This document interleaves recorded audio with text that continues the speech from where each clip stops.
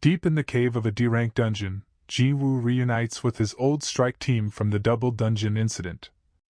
Mr. Song, Ji, Jiango, and Kim Sang-shik. But the air is tense. Jin Wu still resents Kim for abandoning him in the Kartinan temple. And though Kim feels guilty, the words of apology choke inside his throat.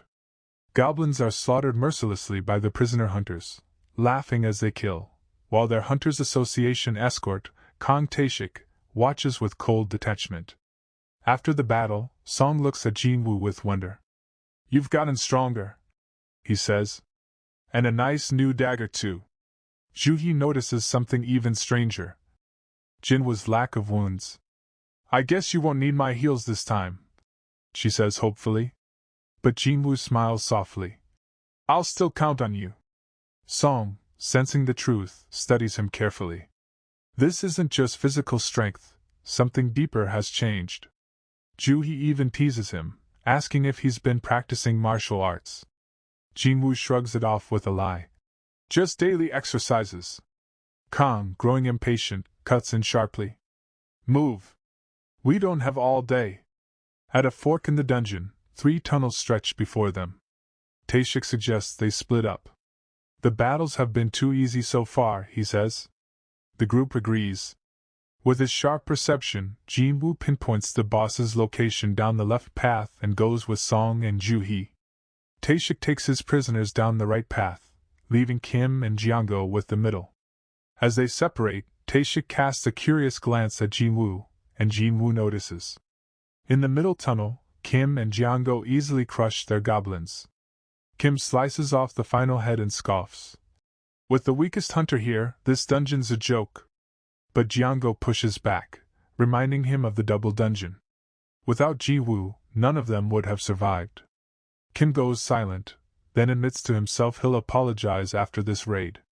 He has to, because the guilt is eating him alive. Meanwhile, Taeshik's prisoners toy with the goblins, kicking severed heads like a game. Taeshik, hands in his pockets, asks them with a wicked grin. "Could you kill humans just as easily?" They laugh and nod. For them, it's all the same. But Taeshik remembers a meeting in a dark room. A grieving father, tears in his eyes, telling how these very hunters assaulted his daughter, driving her to suicide. His wife hospitalized from the shock. The father pushed 3 billion won across the table, begging Taeshik to do what the law could not. Back in the dungeon, Taeshik makes his choice. He'll erase them all, blaming it on a goblin horde. Without warning, he strikes. One head falls. Then another.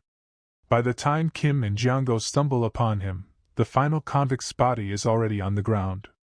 Taeshik turns, his blade dripping, a chilling smile on his lips. "I'll just have to adjust my plan." On the left path, Jinwoo suddenly remembers. Taeshik was one of the investigators who visited him in the hospital. His thoughts are cut short by a scream that echoes through the cave. The team races forward, only to find bodies everywhere. And Kim. Kim is barely alive. Juhi heals just enough for him to speak. Jinwoo grabs him, desperate. "You can't die here! You need to survive, so I can keep blaming you for that day." Kim coughs, blood in his throat. "I'm sorry. I regret that I can't apologize properly." His eyes fade. He's gone. Before grief can sink in, Taeshik lunges from the shadows, aiming for Juhi. But Jin Wu catches his wrist midair. Taeshik smirks. "I'll tell them the prisoners killed you."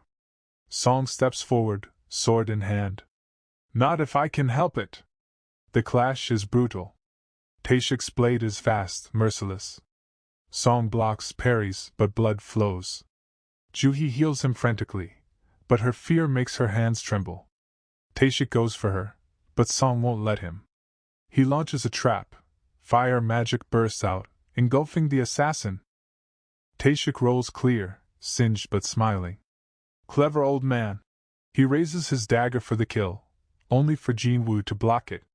Song and Juhi gasp. Taeshik narrows his eyes.